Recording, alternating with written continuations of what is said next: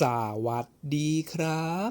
What is this นี้คืออะไรในวันนี้ก็อยากจะบอกเพื่อนๆว่าเข้าหน้าฝนแล้วรักษาสุขภาพกันด้วยนะครับแถวบ้านผมเนี่ยฝนตกทุกวันเลยก็เลยไม่ได้ออกไปหาถ่ายต้นไม้ใบหญ้าข้างนอกต้องอาศัยมาทำคลิปแห้งเอาอย่างนี้แต่ก็ยังไม่ได้ทิ้งเพลย์ลิสต์อื่นไปที่ไหนนะครับยังไงก็อย่าเพิ่งเบื่อกันเสียก่อนเนอะเอ้าวันนี้ผมมีสัตว์ประหลาดกบยักษ์จากทวีปอเมริกาเหนือมาแนะนำครับมันเป็นสัตว์ร้ายในตำนานของชาวอินเดียนแดงหลายต่อหลายเผ่าก็เลยอาจจะมีรายละเอียดปลีกย่อยที่ต่างกันไปบ้างแต่โดยรวมแล้วเรื่องราวก็ไม่ได้ต่างกันขนาดนั้นนะครับและถึงเรื่องราวในวันนี้ออกจะไกลตัวไปสักหน่อยแต่ถ้าเพื่อนๆพอจะเคยได้ยินกันมาบ้างก็ช่วยคอมเมนต์มาเล่าสู่กันฟังด้วยนะครับผมจะขอบคุณมากๆเลยที่สำคัญอย่าลืมบอกด้วยนะครับว่ามันชื่อว่าอะไร มาถึงตรงนี้ถ้าเพื่อนๆยังไม่อยากฟังเฉลยหรืออยากจะลองไปเดาดูเองก่อนก็ขอให้หยุดคลิปไว้ตรงนี้ได้เลยนะครับหรือจะปิดคลิปไปก่อนก็ได้เอาไว้คิดออกแล้วค่อยกลับมาดูกันต่อเอาล่ะทีนี้ผมจะเฉลยแล้วนะครับ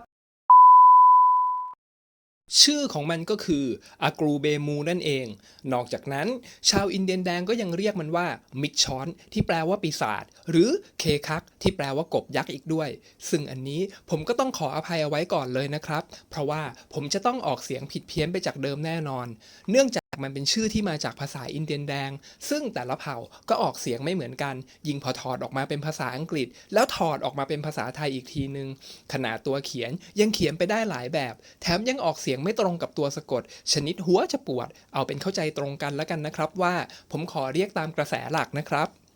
ตามตำนานของชาวอินเดียนแดงหลายเผ่าในแถบวาบานากีทางตะวันออกเฉียงเหนือของสหรัฐอเมริกาเล่าเอาไว้ว่าบรรพบุรุษของพวกเขาได้อาศัยอยู่ริมแม่น้ำอย่างสงบสุขจนวันหนึ่งก็ได้เกิดความแห้งแล้งขึ้นแล้งขนาดที่ว่าแม่น้ำนั้นเหือดแห้งไปหมดทำให้พวกเขาต้องทนทุกข์ทรมานไม่สามารถใช้ชีวิตได้อย่างปกติสุขอีกต่อไป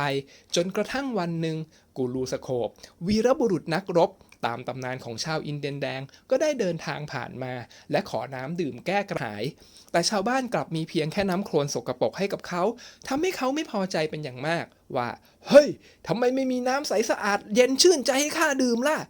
ยายแก่ที่ชื่อกราวฮอกก็เลยตอบออกไปว่า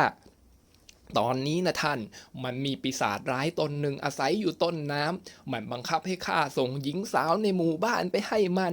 เพื่อสร้างเขื่อนกักเก็บน้ำเอาไว้ใช้เองแล้วยังทรมานหญิงสาวเหล่านั้นอีกด้วยตอนนี้ก็เหลือแต่หลานสาวข้าอยู่เพียงคนเดียวแล้ว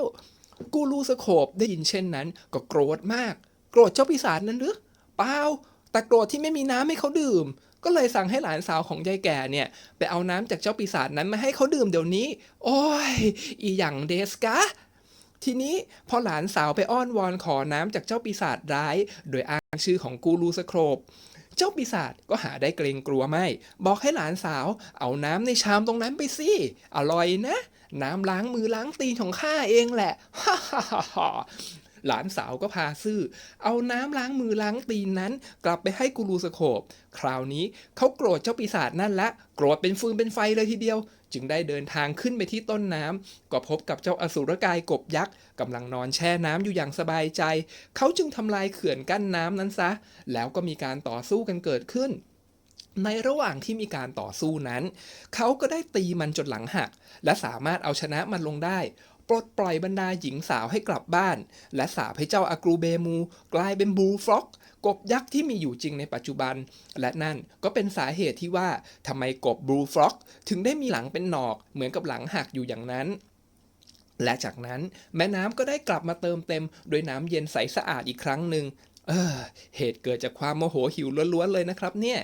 แต่ก็ยังมีอีกเวอร์ชั่นหนึ่งที่โลกสวยกว่านี้หน่อยที่ไม่ได้กล่าวถึงบรรดาหญิงสาวเลยเพียงแต่กล่าวว่าพอชาวบ้านเดือดร้อนกูรูสโคปก็รับรู้ได้ด้วยจิตสัมผัสจึงเดินทางมาปราบเจ้าปีศาจกบตนนั้นหรือบางเวอร์ชั่นก็บอกว่ามันไม่ได้สร้างเขื่อนอะไรหรอกแต่มันกลืนน้ำทั้งหมดในแม่น้ำเอาไว้ในท้องของมันเองพอถูกกูรูสโคปเอาลูกธนูจิ้มพุงแตกมันก็เลยหดตัวกลับลงมาเป็นบูลฟร็อกแต่ช้าก่อนครับเรื่องราวมันยังไม่จบเพียงแค่นี้คือในระหว่างที่กูรูสโคปออกไปต่อสู้กับเจ้าอากรูเบมูนั้นชาวบ้านก็นั่งเมานั่งมโนกันว่า เนี่ยนะถ้าพวกเราได้แม่น้ำที่ไหลเย็นใสสะอาดบริสุทธิ์กลับคืนมาพวกเราจะทำอะไรกันดีนะบางคนก็บอกว่าข้าจะนอนนิ่งๆแช่อยู่ในน้ำโคลนเย็นๆทั้งวันเลยบางคนก็บอกว่าข้าจะกระโดดขึ้นไปนั่งบนหินแล้วก็กระโจนลงในน้ำดำผุดดำว่ายให้สะใจไปเลยแต่บางคนก็บอกว่าข้าจะอยู่บนบกนี่แหละแต่จะนอนแช่น้ำคอยเอาคลื่นที่ซัดสาดมากระทบร่างกายเนี่ยให้เย็นสบายใจและพวกสุดท้ายก็บอกว่าข้าจะว่ายน้ำเย็นๆเล่นไปเล่นมาตลอดเลยทันใดนั้นเองน้ำในแม่น้ำก็ไหลทะลักกลับเข้ามาที่หมู่บ้านจริงๆพวกเขาเหล่านั้นก็ดีใจมากรีบกระโดดลงไปในแม่น้ำทันทีทำให้พวกแรกนั้นกลายเป็นปลิงพวกที่สองกลายเป็นกบพวกที่สามกลายเป็นเต่ากับปูและพวกสุดท้ายก็กลายเป็นปลาไป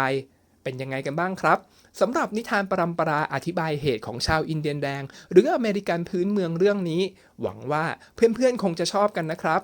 และตามธรรมเนียมครับก่อนจากกันในวันนี้ผมก็อยากจะขอกำลังใจจากเพื่อนๆในการเสาะหาตำนานและเรื่องราวต่างๆมาทำคลิปเล่าสู่กันฟังให้เพื่อนๆได้เพลิดเพลินและรู้จักพวกมันกันมากขึ้นอย่างนี้ต่อไปโดยการช่วยกดไลค์กด Subscribe กดแชร์ให้กับผมด้วยนะครับสำหรับวันนี้ต้องขอลากันไปก่อนสวัสดีครับ